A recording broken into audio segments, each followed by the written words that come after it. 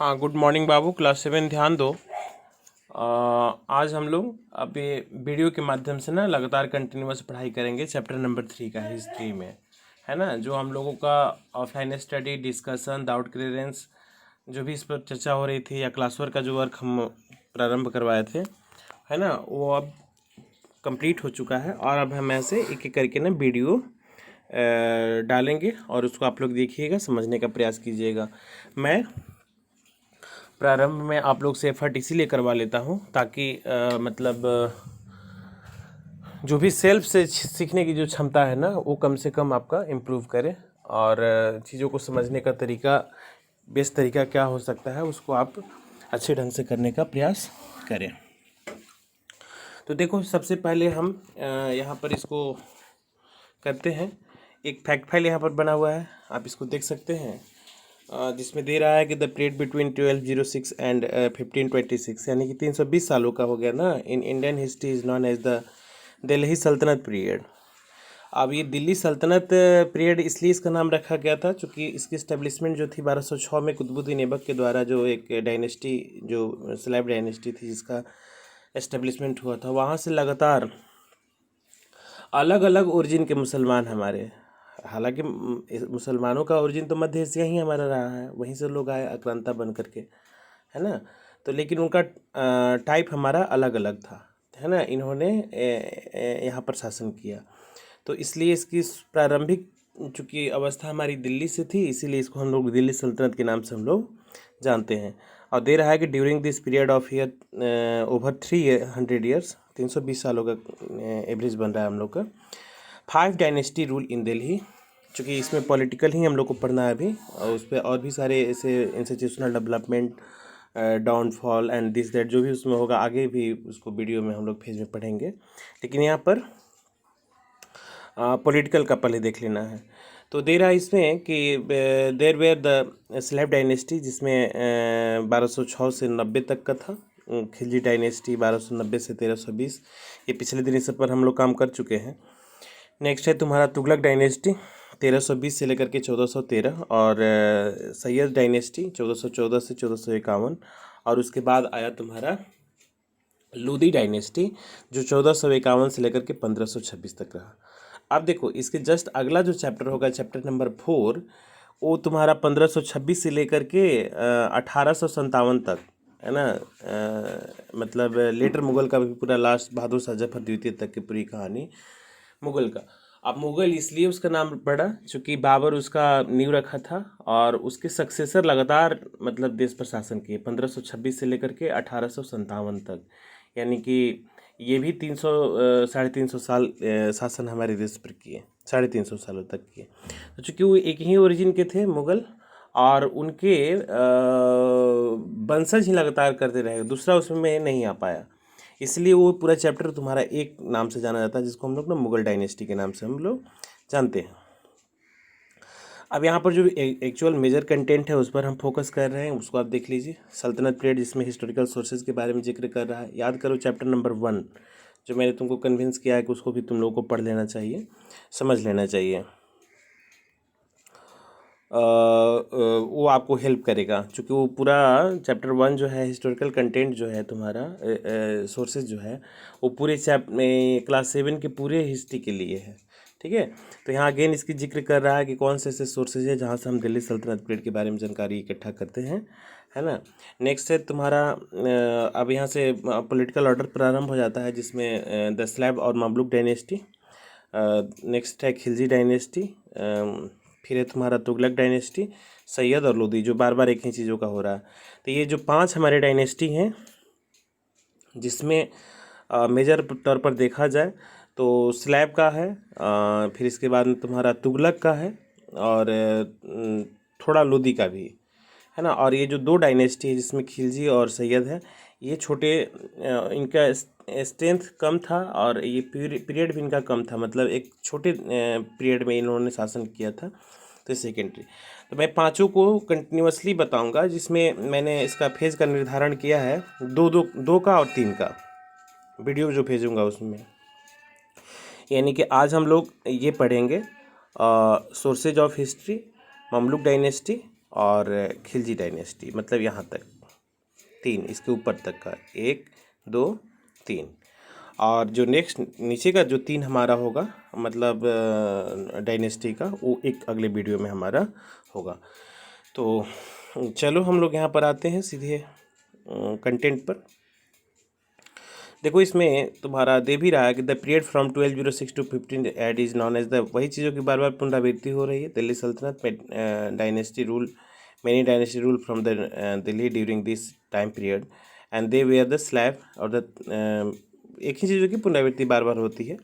तो यहाँ देखो हिस्टोरिकल सोर्सेज में हम लोग देख रहे हैं कि वो कौन से हमारे सोर्सेज हैं जिससे तुम दिल्ली सल्तनत पीरियड के बारे में जानकारी इकट्ठा करते हो। तो मैं यहाँ पर इस चीज़ को डील कर दे रहा हूँ।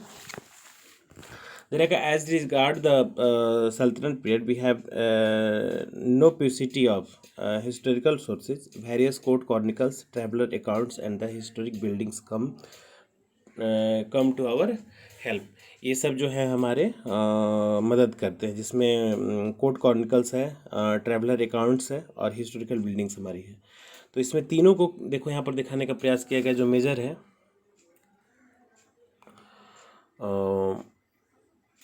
Court chronicles, traveller accounts, historic buildings, ठीक है। तो एक एक करके हम लोग ना इसको कर लेते हैं। तो कोर्ट क्रॉनिकल्स में देखोगे तुम लोग, कोर्ट क्रॉनिकल्स हमारा एक बच्चा ने पूछा भी था कि सर कोर्ट क्रॉनिकल्स होता क्या है। तो कोर्ट क्रॉनिकल्स, क्रॉनिकल्स मतलब एक सीरीज में, क्रॉनिक मतलब क्रम होता है हमारा। तो पहले होता क्या था ना कि जो पहले क्या, अभी भी तुम देखोगे थोड़ा सा तरीके बदल गए हैं हमारे। आज भी तुम देखोगे कि जो भी सरकारें रन करती है ना उसका एक रिकॉर्ड रखा जाता है, और जो बड़े काम हमारे होते हैं उसको एक सरकार का अपना अकाउंट होता है, उसमें इन चीज़ों को सुरक्षित रखने का प्रयास करता है। तो पहले भी राजा लोग थे ना, जो सुल्तान थे, अपने यहाँ दरबारी कवियों को रखा करते थे, जिसमें नाम है हमारा मेजर तौर पर अमीर खुसरो का, है ना। अमीर खुसरो इन तुगलकनामा एंड तारीख़ इलाई अलाई, तारीख़ अलाई जो अलाउद्दीन खिलजी से भी रिलेटेड हमारा है। जियाउद्दीन बर्नीज़, है ना। Tarikh Firoza Shahi, Futuhat Firoz Shah by the sultan himself. ऐसा अलग अलग कंटेंट हमारे हैं जिसमें ये नाम है तुम्हारा तुगलकनामा, तारीख़ अलाई, जियाउद्दीन बर्नी का जो तुम्हारा है तारीख़ फ़िरोज़ा शाही, फ़िरोज़ शाह तुगलक के बारे में था। Futuhat i Firoz Shah by the sultan himself, उसने खुद से लिखा था फ़िरोज़ शाह ने। इसके बाद में आहिया बिन अहमद का Tarikh Mubarak Shahi and Makhzari Afghan by Nimatullah throw a good deal of the light of the personality and the main event of the different Delhi saltanat. ये मेजर कंटेंट हैं हमारे, जिसमें बायोग्राफी एंड ऑटोबायोग्राफी है जो डिफरेंट राइटर्स के द्वारा लिखा गया है। तो ये हमारे पास में कंटेंट सुरक्षित है, जिसको पढ़ने के बाद में हम सल्तनत पीरियड की पूरी कहानी को जानने में हम लोग सक्षम होते हैं।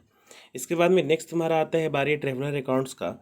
इसमें दे रहा है कि many foreigner travellers who visited India during the period 1206 to 1526, 1526 तक, जो 1206 से 1526 के बीच में जो भी हमारे ट्रेवलर आए, उन्होंने जो वर्णन किया, जिक्र किया, ठीक है ना। उसमें जो मेजर नाम है personality and reason of the different saltanats, among them the name of the Ibn Battuta, Marco Polo and Niccolo Conti है, ये निकिट इसमें नाम दिए हुए हैं एज वेल नॉन।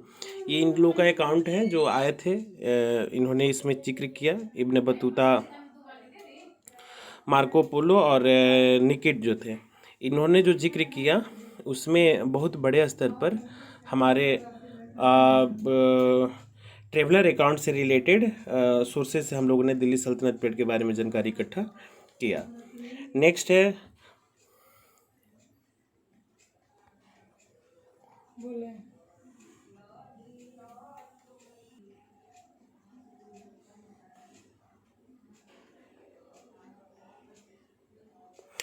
हाँ, तो नेक्स्ट इसमें देखो अगला है तुम्हारा हिस्टोरिक बिल्डिंग, जिसमें बड़ा नाम है तुम्हारा कुतुब मीनार का, कुबैतुत इस्लाम मस्जिद का, अलाई दरवाज़ा का, tomb of the Ghiyasuddin Tughlaq का, तुगलकाबाद का, हौज खास का, फिरोज शाह कोटला एंड लोधी टॉम, ये सब शासक लोग थे ना, अपने जीवन काल में इन चीज़ों को बनवाए थे। जिसको तो होता है ना कि कोई अच्छी बड़ी और बिल्डिंग्स जो हमारी बनती है उसमें पार्टिकुलर किसी राजा वगैरह का जो शिलान्यास है, उद्घाटन का हमारा जो लगा रहता है ना शिलापट इंस्क्राइब किया हुआ, तो उससे भी हम लोग इसकी इन्फॉर्मेशन इकट्ठा कर सकते हैं। Them self speak to the artist taste to the different Delhi Sultanate, या उसके लाइफ स्टाइल के बाद में कल्चरल हेरिटेज के बारे में और जो बिल्डिंग कंस्ट्रक्शंस के बारे में तुम इन चीज़ों के एनालिसिस इसमें कर सकते हो इसके माध्यम से। नेक्स्ट है स्लैब और मामलुक डायनेस्टी। तो ये अब यहाँ से पॉलिटिकल हमारा प्रारंभ हो जाता है। तो स्लैब और मामलुक डायनेस्टी में है the slave of the Mamluk sultans rule from 1206 to 1290 ये 1206 से लेकर के ना 1290 तक इन्होंने दिल्ली पर शासन किया था, जिसकी नींव कुतुबुद्दीन ऐबक ने रखी थी। कुतुबुद्दीन ऐबक वही है जो मोहम्मद गौरी, इसके पहले जो पिछले क्लासेज में जो लुटेरों की कहानी हमने पढ़ी थी वो उसका स्लैब हुआ करता था, ठीक है। तो इसमें देवी राय Qutubuddin Aibak was the founder of the slab dynasty also called Mamluk dynasty and they we are called slab kings because the three sultans of the dynasty were themselves slabs who has risen to power due to their merit, skill and ability. Except Aibak, all other sultans of this dynasty belong to the Ilbari tribes of the Turk, and Aibak ruled for 4 years only. He was a genius ruler and gave large sums of money to both the Hindus and the Muslim, for which he earned the title of the लाल बख्श। मोहम्मद बिन तुगलक ये कुतुबुद्दीन ऐबक एक योग्य शासक था, और इसके अलावा और भी मतलब 3 हमारे शासक इस पर शासन किए दिल्ली सल्तनत पर। और इसमें कह भी रहा है कि कुतुबुद्दीन ऐबक जो था एक योग्य शासक था, जीनियस भी था, और इसने हिंदू और मुसलमानों दोनों को बराबर मौका दिया आगे बढ़ने का। उसको डोनेट वगैरह जो भी कुछ देना करना था हमारा, या रूलिंग में उन्होंने डिस्क्रिमिनेशन नहीं किया, जिसके कारण उसको लाल बख्श की उपाधि उसको दी गई। यहाँ पर तुम देख सकते हो, है ना, लाल बख्श। तो नेक्स्ट है इल्तुतमिश। इल्तुतमिश इसका दामाद था। Iltutmish was also a slab and a succeed Qutbuddin Aibak. He was regarded as the real architect of the Muslim rule in India. चूँकि देखो कुतुबुद्दीन ऐबक 1206 में गद्दी पर बैठा और 10 में डेथ ही कर गया। तो इसकी हालत कुछ तुम्हारा मुग़ल पीरियड के बाबर जैसा है रहा। बाबर भी 1526 में आया और 1530 में डेथ कर गया, तो इसको टाइम नहीं मिला एस्टेब्लिशमेंट का। तो ये मोहम्मद बिन क्या नाम है, कुतुबुद्दीन ऐबक जो था तुम्हारा, कुतुबुद्दीन ऐबक का जो बेटे लोग थे ना उतना जो कि नहीं थे, और उस समय दास रखने की प्रथा थी हमारी। तो ये दास जो थे हमारे, ये आगे चल के वो रिलेशन में भी कन्वर्ट कर जाता था। तो he surprise revolt and the consolidated him his empire. He also saved this kingdom from the war of the Mongol invader Genghis Khan in 1229 AD. The Caliph of Baghdad bestowed the title of the Sultan of Hindustan, and on Iltutmish, Iltutmish organized his government and made several reforms. He organized the Chalisa, the 40 noble of the ruling elite. He also introduces coin currency, silver coins called Tanka and copper coin Jittal. These coins were used throughout the Sultanate period. इसमें ये कह रहा है कि एक जो दास था ये काफ़ी इसमें योग्यता थी, और इसकी योग्यता पर मतलब वो उसकी प्रशासनिक सूझबूझ का बहुत बड़ा फैन था तुम्हारा कुतुबुद्दीन ऐबक। और कुतुबुद्दीन ऐबक ने ही इसको स्टेबल किया, और ये 1229 में चंगेज़ों से ना दिल्ली को बचाया था। चंगेज़ लोग काफ़ी आक्रामक हमारे थे। चंगेज़ों की कहानी थोड़ा बहुत तुम नेट उट से सर्च कर सकते हो, काफ़ी आक्रामक स्वभाव के थे। जैसे वर्तमान में जाटो उटो के बारे में कहा जाता है ना, उसी टाइप का उनकी प्रकृति हमारी होती थी। काफ़ी ब्रेवरी मतलब वो लड़ते थे। तो इस तरीके से उससे उसको बचाया। और 40 जो हमारे अमीर जो नॉलेजफुल लोग होते थे उनका उन्होंने ये बनाया था ग्रुप को, जिसको 40 नोबेल्स का ग्रुप, जिसको चालीसा भी हमारा कहा जाता था। इसके बाद में इसने क्वाइन के तौर पर टांका और जिंतल चलाया था। सिल्वर क्वाइन को टांका कहा जाता था, और जो कॉपर का क्वाइन हुआ करता था उसको जित्तल के नाम से हमारा जाना जाता था। इसके अलावा इसने बहुत सारे डिफरेंट हमारे रिफॉर्म्स की। तो इसके बाद में इल्तुतमिश के बाद में अगली शासिका जो थी, मध्यकाल की पहली महिला शासिका थी रजिया सुल्तान, 1236 से 1239, मात्र 3 सालों तक रही। तो देखो इसने अपनी बेटी को बनाया था, क्योंकि जैसे वहाँ पर कुतुबुद्दीन ऐबक के पुत्र योग्य नहीं थे तो उसने अपने स्लैब दास को बनाया, अपने सन इन लॉ को बनाया। उसी तरीके से रजिया भी ना बेटी थी, तो उसमें महिलाओं को चलन नहीं था। मुस्लिमों में तुम लोग देखोगे महिलाओं को बहुत ज़्यादा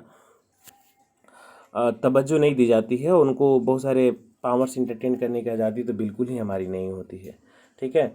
लेकिन ये पहली बार था कि रजिया में योग्यता होने के बाद इसको शासक बनाने का फैसला हमारा लिया गया। इसमें दे रहा है कि Iltutmish had many sons but he decided his daughter Razia would succeed him. इसका एक सबसे बड़ा कारण यही था कि रजिया के जितने भी भाई थे ना वो योग्य हमारे नहीं थे।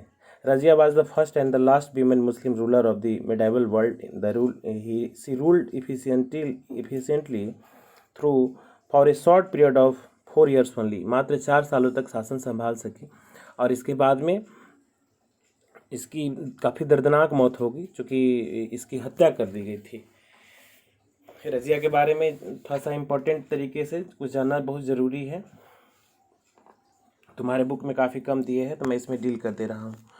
दे रहा है इसमें इल्तुतमिश का जो अयोग्यता, पुत्रों की योग्यता के बाद में दे रहा है कि रजिया सुल्तान पहली महिला शासिका थी जिन्होंने इस बागडोर को संभाली। रजिया ने जो रिफॉर्म्स की, प्रदा प्रथा का त्याग कर दिया, ठीक है, तथा पुरुषों की तरह चोगा जो सुल्तान लोग सर पर पहनते हैं, इसमें देख सकते हो ये कुतुबुद्दीन ऐबक ये चोगा पहने हुए हैं। इस तरीके के चोगा पहन करके ना वो दरबार में आने लगी। और इसके बाद में दे रहा है कि गैर जो तुर्की सामंत हमारे थे उसके बनाने के प्रयासों में रजिया तुर्की अमीर विरोध हो गए, और उन्होंने बंदी बना करके मुजीबुद्दीन बर्मा शाह को बैठा लिया था। और रजिया के साथ शादी जो थी ना अल्तुनिया के साथ हुई थी। इसकी शादी करने के बाद रजिया पुनः गति को प्राप्त करने का प्रयास किया, लेकिन वह असफल रही। और इस तरीके से रजिया की हत्या जो थी ना 13 अक्टूबर 1240 को डाकुओं के द्वारा कैथल के पास में हमारा कर दिया गया, ठीक है। तो इस तरीके से रजिया का एक दुखद अंत हमारा हो जाता है। नेक्स्ट आता है तुम्हारा बलबन का।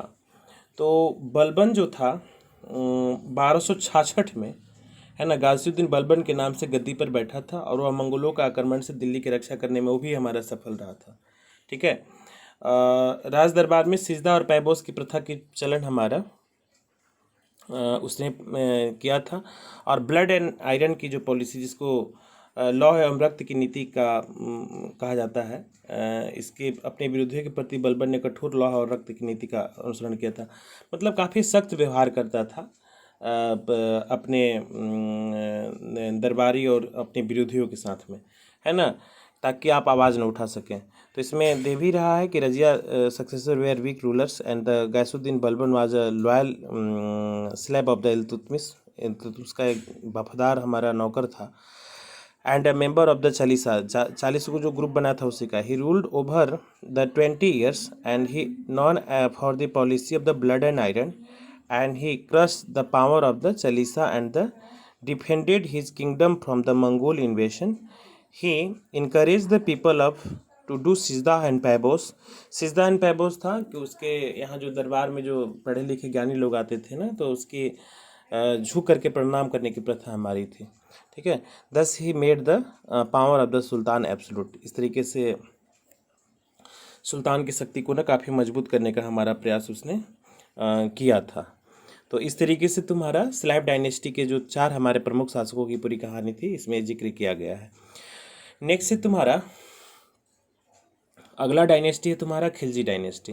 खिलजी डायनेस्टी में 1290 से लेकर के पूरा कंप्लीट तुम्हारा 1320 तक है, जिसमें 1290 से 1296 तक का कहानी है तुम्हारा जलालुद्दीन खिलजी का।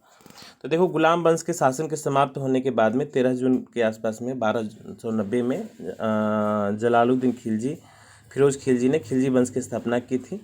और जलालुद्दीन खिलजी की हत्या जो थी उसका भतीजा और दामाद अलाउद्दीन खिलजी ने इलाहाबाद में कर दिया था। अब इसकी कहानी तुम देख ही लो, तुम्हारे बुक में जो है। इसके अलावा एडिशनली भी मैं तुमको कन्विंस कर दूंगा। Jalaluddin was very old when he ascended this throne, and he was not a strong ruler. He adopted a lieutenant policy towards the Mongol and married one of his daughter to Ulugh Khan, the leader of the Mongol. And Jalaluddin was already 70 years old in 1296, and Alauddin Khilji, his nephew and son-in-law, murdered him and captured the throne of himself. इसमें बस इतना ही जिक्र कर रहा है जलालुद्दीन खिलजी के बारे में कि इसकी मर्डर हो गई, चूँकि बहुत छोटे टाइम तक ही रहा था हमारा। और इसमें अलाउद्दीन खिलजी उसका भतीजा था और काफ़ी प्यारा भतीजा था। और तुम उसमें देखोगे इस्लाम में एक कल्चर हमारी होती है जिसमें क्या कहते हैं तुम्हारा ये कजन से भी ना शादी हो जाती है। तो अपनी बेटी की शादी अलाउद्दीन खिलजी से कर दिया था और अलाउद्दीन खिलजी उसका दामाद भी था। ठीक है, तो जो नेक्स्ट मेजर हमारा था इसमें कहानी है अलाउद्दीन खिलजी का, खिलजी डायनेस्टी का, जो जानना तुम्हें बहुत ज़रूरी है, क्योंकि इसका खिलजी डायनेस्टी का सबसे ग्रेट रूलर हमारा यही था। इसके बाद इसके कोई शासक हमारे योग्य नहीं हुए। तो इसमें दे भी रहा है कि तुम्हारे बुक के अकॉर्डिंगली कि Alauddin Khilji was a great military genius. वो काफ़ी योग्य सेनापति था, सैन्य कुशल में उसकी महारत हासिल थी। He followed the policy of the defence against the Mongol इन्वेशन। इसे भी मंगोल से दिल्ली को बचाने का प्रयास किया। Next he adopted the policy of the expansion of this कन्क्वेयर the kingdom of the Gujarat, Malwa and Rajasthan. Mongol से दिल्ली को बचाने के बाद में उसने विस्तार की नीति को अपनाया, साम्राज्य विस्तार की नीति को अपनाया, जिसमें उसने गुजरात को, मालवा को और राजस्थान को जीता। And he has heard of the beauty of the queen Padmini. इसमें रानी जो पद्मावती भी इसको कहा जाता है, पद्मिनी और रानी पद्मावती भी इसका नाम है तुम्हारा। तो पद्मिनी जो थी wife of Rana Ratan Singh of Chittor. Chittor के शासक जो थे हमारे ना, चित्तौर के शासक जो हमारे थे राजा रतन सिंह, उन्हीं की बीवी थी Rani Padmavati, Padmini. So he attack Chittor to defeat the Rajput and queen Padmini and other Rajput women perform jauhar. ये एक बहुत बड़ी दर्दनाक हादसा हुआ था हमारा दिल्ली सल्तनत पीरियड का। और इस तरीके से तुम्हारा कहो कि अलाउद्दीन खिलजी विलेन भी बन गया पूरे हिंदू जनमानस के लिए। तो देखो, पहले जो मुसलमान थे ना, वो हमारे यहाँ एक तो अटैक किए, यहाँ शासक बने, शासन संभालने का उन्होंने प्रयास किया। और इस तमाम प्रकार की गतिविधियों में हमारे कल्चर को ना, और हमारे धर्म और हमारे मतलब ऑनर के साथ इन्होंने खिलवाड़ किया था। पहले चूँकि देखो, बहुविवाह की प्रथा जो थी ना हमारे, वो मुसलमानों में अभी भी है, जिसमें अभी वर्तमान में जो कॉमन सिविल कोड के लिए जो बात हो रही है, तो अभी भी हमारे देश के मुसलमान पर्सनल लॉ बोर्ड को फॉलो करते हैं और पर्सनल लॉ बोर्ड एक साथ 4 शादियों को वैलिड करती है। जबकि हमारा हिंदू कोड कब का 1950 में ही, जब देश संविधान लागू हुआ तब से ही छोड़ दिया, और देश की संवैधानिक व्यवस्था के तहत हम लोग का आ गया जो नागरिक संहिता हमारे देश की कहते हैं। उसमें एक शादियाँ एक साथ वैलिड होती है, 2-3 शादियाँ एक साथ वैलिड हमारी नहीं होती है। लेकिन ये शासक लोग यहाँ पर मुसलमानों में ये प्रथा अभी भी हमारी चली आ रही है। इसके अलावा हिंदू महिलाओं को टॉर्चर करना, उसको वेक्स करना, उसके साथ में एक्सप्लॉइट करना या उसकी इज्जत प्रतिष्ठा के साथ खिलवाड़ करना, ये मुसलमान शासकों का और आक्रांताओं का एक बहुत बड़ा कारण भी बन चुका था। तो ये एक बहुत बड़ा कला और अध्याय है हमारा अलाउद्दीन खिलजी का। अब इसमें देखो, ये दे रहा है कि had heard the beauty of the queen Padmini, wife of Rana Ratan Singh. ये उसकी खूबसूरती पर मतलब मोहित हो गया एक तरीके का, ठीक है। और उसकी पाने की चाहत में, राणा रतन सिंह की बीवी को पाने की चाहत में इसने चित्तौड़ पर अटैक कर दिया। लेकिन जो रानी थी पद्मावती, राजपूत की बीवी थी, राजपूतों को काफ़ी ब्रेव माना जाता है। उसका कहा जाता है कि वो लोग का कंसेप्ट होता है कि सर कटा सकते हैं लेकिन सर झुका सकते नहीं, है ना, अपनी आज़ादी को हम हरगिज मिटा सकते नहीं। तो उनकी अस्मत और अस्मिता के साथ खिलवाड़ करेगा कोई तो टॉलरेट बिल्कुल नहीं कर पाएंगे, है ना। तो राजा रतन सिंह जो थे उस युद्ध में मारे गए, उनके सेनापति गोरा था वो भी मारा गया, लेकिन रानी जो बच गई हमारी, तो उस रानी ने पूरे राजपूताना की महिलाओं के साथ में चित्तौड़ के महल में ही, है ना, जौहर करने का उन्होंने संकल्प लिया। जौहर हमारा होता था उस दौर में, महिलाएं जो विदेशी आक्रांताओं के चंगुल में फंस जाती थी। तो चूंकि देखो, जैसे कि अलाउद्दीन खिलजी अपनी सेना के साथ अटैक किया, तो वो सत्ता और शासन को संभालने के, अगर मान लो कि राजा रतन सिंह को पराजित कर दिया, तो महिलाएं तो उस समय युद्ध लड़ने जाती नहीं थी, है ना। तो जब राजा मर जाते थे और वो जो राज्य हमारा गुलाम हो जाया करता था, तो वहाँ की पूरी मतलब महिलाओं को भी ना दासियाँ बना दी जाती थी, और दासियों का कोई अधिकार नहीं रह जाता था, वो अधिकार वंचित हमारी होती थी, तो उनके साथ एक्सप्लॉयटेशन होता था। तो रानी थी ही, खूबसूरत भी थी, और ये अलाउद्दीन खिलजी का कंसेप्ट यही था कि किसी भी तरीके से रानी को मतलब अपना लेना है, हरा करके पराजित करके अपनी पत्नी बना लेना है। तो तुम सोचो कि कोई ज़बरदस्ती किसी महिला के साथ इस तरीके का हरकत करता है तो वो कितना ज़्यादा खतरनाक हमारा उस महिला के लिए होगा। तो ये रानियों को टॉलरेट नहीं हुआ, और उन्होंने चित्तौड़ के राजमहल में ही एक अग्नि कुंड बना करके ना बहुत सारी रानियां और राजपुताना की महिलाएं जो थी ना हमारी, उसी कुंड में कूद करके ना आत्मदाह कर ली। ये एक बहुत बड़ा भयावह था हमारा अलाउद्दीन खिलजी के टाइम की घटना, जो अलाउद्दीन खिलजी को कहीं ना कहीं विलेन भी बना लिया। हम लोग हिस्टोरिकल संदर्भ से चीज़ों को पढ़ते हैं, जो योग्य शासक था, जैसे कैसे कुतुबुद्दीन ऐबक था, तो उसको हम अच्छा रूलर कहें, चूँकि हिंदू और मुसलमानों के लिए वो टॉलरेबल था, इक्वल हमारा ध्यान देता था, सब तमाम प्रकार की ऐसी चीज़ें हमारी हुआ करती थी। लेकिन वही विलेन की दृष्टिकोण इसलिए हम लोग अपना रहे हैं अलाउद्दीन खिलजी के लिए, क्योंकि हमारे देश की कल्चर और हमारे देश की रानी के साथ उसने अस्मिता के साथ खिलवाड़ किया था। ठीक है, तो ये जौहर है, ठीक है ना। नेक्स्ट है, having concrete north India, Alauddin sent his army and led by the general Malik Kafur to conquer South India and the Yadwas of the Devgiri, Kaktiyas of the Warangal and the Hoysal of the Dwar Samudra were defeated and accepted the supremacy of the Alauddin Khilji. या तो कहीं पराजित हो गए या कहीं उन्होंने इसकी परमानेंसिटी को एक्सेप्ट कर लिया। ही एफिशिएंट एडमिनिस्ट्रेटर, वो एक योग्य शासक था हमारा। Alauddin took several measures of the consolidation of his empire, अपने साम्राज्य को स्थापित करने के लिए इसने बहुत सारे फैसले लिए। And he also took strict measures of the prevent rebellion among the nobles and the officials, ये विद्रोहियों को भी कंट्रोल करने के काफ़ी सख्त नीति को अपनाया था। And in the field of the revenue system he made several reforms and introduce various taxes. जजिया ये हिंदुओं से लिया जाने वाला कर था हमारा, जिजिया किसने बताया था, वो इसका प्रोनाउंसिएशन हिंदी में हमारा जजिया होता है ना।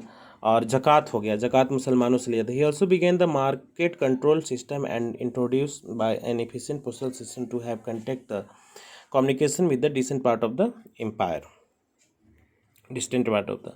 तो देखो इसमें बाजार नीति की इसका बड़ा जिक्र आता है। ऐसा ये उसके दरबारी लोगों ने लिखा था कि बाज़ार को कंट्रोल करने के लिए वो इतना ज़्यादा स्ट्रिक्ट बिहेव करता था कि अगर कोई कम तौलता था ना, अगर कम तौल की प्रथा उसके यहाँ अलाउद्दीन खिलजी की थी, तो उसकी बॉडी से उतना मांस निकाल लेता था। अगर मान लो कि कोई व्यापारी जो था हमारा मार्केट कंट्रोल पॉलिसी के तहत में ऐसा काम करता था, उसका एक दाम निर्धारित हुआ करता था। तो मान लो कि दाम से ज़्यादा नहीं ले सकते हैं आप, तो वो लोग क्या करता है ना कि 1 किलो का 800 ग्राम देगा।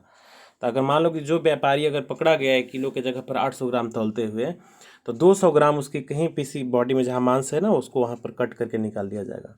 इसके बाद में वो एक मिलिट्री कैंपेनर था हमारा, जीनियस था हमारा, तो उसने युद्ध नीति के लिए हमारा मालिक कफूर का नाम तुम सुन ही रहे हो, या कैसे उसने साम्राज्यवाद की नीति को अपनाया था।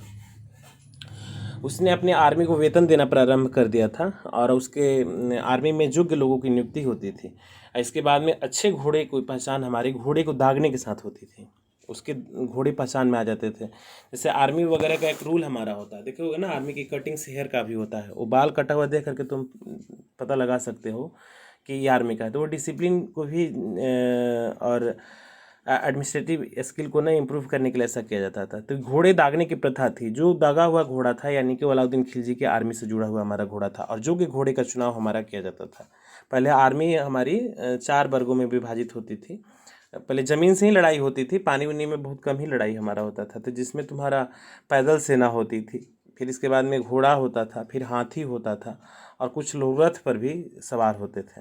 तो इस तरीके से चतुरंगड़ी होती थी सेनाएं, प्राचीन समय से ही चली आ रही थी, और ये वर्तमान समय भी में हमारा यही था। इसमें थोड़ा सा स्लैब का रजिया के बारे में दे दिया है, देख लेना। Razia establish school and academic centre for the research and the public libraries, and included the work of the ancient philosophers along with the Quran and tradition of the Muhammad, and the Hindu workers in the science, philosophy and astronomy and the literature were reportedly studied in her school and colleges. And Razia refused to be addressed as a sultana because it means wife of Mrs. of the Sultan. She would है ना answer only with the title Sultan. Razia जो थी मोहम्मद शाह के जो disputed थे हमारे, ये slab से जुड़ा हुआ था। थोड़ा सा फैक्ट फाइल में दिए होते, इसको भी मैं तुम्हें समझा देता हूँ। ये सुल्ताना जैसे शब्द होता है ना, जिससे महोदया शब्द होता है, तो अभी भी होता है ना सर और मैडम होता है, तो ये तो चलो चलन में है महोदय और महोदया। तो इसने सुल्ताना के जगह पर, सुल्ताना का मतलब हो गया कि जैसे कि मतलब सुल्तान की बीबी हो गया। तो उसने बोला कि नहीं, अगर हमारे अंदर में क्षमता और योग्यता है तो मैं सुल्तान के पद पर बैठी हुई, और मैं इस तरीके के ना चीज़ों को एक्सेप्ट नहीं करूँगी, हमें आपको सुल्तान कहना होगा, सुल्ताना हम नहीं एक्सेप्ट कर सकते हैं। और इसके अलावा बहुत सारे ट्रेडिशंस का भी उन्होंने विरोध किया, और बहुत सारे ऐसे फिलोसफिकल एनालिसिस करके चीज़ों को भी ना लर्न करने का प्रयास हमारा रजिया के द्वारा किया गया। और एक तरीके कहो कि इस्लामिक में वो रिफॉर्म्स था हमारा, क्योंकि देखो महिलाओं के साथ में दमन और शोषण तो हर दौर में हुआ है, हर धर्मों में हुआ है, लेकिन इस्लाम में अभी भी होता है। जो 3 तलाक का मैटर पिछले दिन चला था, या अभी 4 जो पॉलीगेमी को प्रमोट, एक यही धर्म है जो पॉलीगेमी को ना प्रमोशन में अभी भी रख रहा है। पॉलीगेमी को किसी भी एंगल से सही नहीं कहा सकता है, या इस भी उनके यहाँ पॉलिंड्री भी होता है। तो पॉलिंड्री तो चलो महिलाओं के लिए है, लेकिन पॉलीगेमी जो हमारा है वो पुरुष वर्ग अपने एक डोमिनेंट बिहेव करता है महिलाओं के साथ में, एक साथ 4-4 5-5 शादियाँ करता है, उसके साथ निर्वाह करता है। तो किस पार्टिकुलर महिला के लिए इवन तलाक नहीं दे सकता है वो लोग। महिलाएं पहले तलाक नहीं दे सकती थी, पुरुष ही केवल तलाक गैर जिम्मेदाराना तरीके से दे सकता था। हालांकि अब तो कानून बन गया है तलाक पर, क्या पुरुष और महिला दोनों तलाक हमारे दे सकते हैं। तो इस वीडियो क्लिप में आई थिंक 30-32 मिनट का हो ही गया होगा। हाँ, थोड़ा डिटेल्स है, इतना तुम पढ़े, इसके अलावा भी और भी बहुत सारा डिटेल्स है, लेकिन चलो तुम्हारा बुक को भी फोकस मैं कर रहा हूँ, बुक को ही फोकस कर रहा हूँ, क्योंकि ज़्यादा के चक्कर में हो सकता है कि आपके दिमाग से आउट ऑफ भी होने लगेगा। इसलिए हिस्ट्री है, जितना आपको कन्विंस किया जा रहा है उसके साथ साथ एडिशनल कहानी मैंने थोड़ा सा ऐड कर ही दिया है, और रोचक तरीके से इसको प्रेजेंट करने का हमने प्रयास किया है। तो आज हम लोग इसी तुगलक ये खिलजी डायनेस्टी तक पढ़ते हैं। इसको समझने का तुम लोग खुद से प्रयास करो, यदि कहीं कोई प्रॉब्लम आती है तो आप हमसे बात कीजिए। जब नेक्स्ट क्लास में हम मिलेंगे तो आपको ना तुगलक डायनेस्टी और सैयद डायनेस्टी और लोदी डायनेस्टी, इस तीनों डायनेस्टी का एक साथ हम लोग स्टडी कर लेंगे। ठीक है ना बाबू? तो चलो इस वीडियो क्लिप में इतना ही, आप समझने का प्रयास करिए, और यदि कहीं कोई दिक्कत आती है तो आप हमसे बात कर सकते हैं। लगे हाथ इसको भी देख लेना, दिल्ली सल्तनत का जो इल्तुतमिश के समय में कैसे विस्तार हमारा हुआ था, गजनी, काबुल के क्षेत्रों में, लाहौर और दिल्ली और इसके आसपास के क्षेत्रों में इसका स्प्रेडेशन था। ऐसे चूँकि इंडिया अभी जो दिखाई दे रहे हैं, उसके अलावा पाकिस्तान, अफ़गानिस्तान, ताजिकिस्तान, बलूचिस्तान, वो सब एक ग्रेट हमारा इंडिया का पार्ट हो गया, जिसको महाभारत कहा जाता है। ठीक है ना? वो क्लास 6 में तुम लोग पढ़ चुके हो, महाभारत एंड रामायणा, वो एक एपिक हमारा आता था, तो पूरे महाभारत बड़े देश की बात करता था। तो ये क्षेत्र हमारा था। ऐसे ऐसे अलग अलग समय में इस मैप में बदलाव बड़े स्तर पर देखने को तुमको मिलता है। ठीक है, तो आप इस वीडियो क्लिप को देखने समझने का प्रयास कीजिए। यदि कहीं कोई दिक्कत आती है तो आप हमसे बात करिए। ठीक है बाबू? चलो ओके।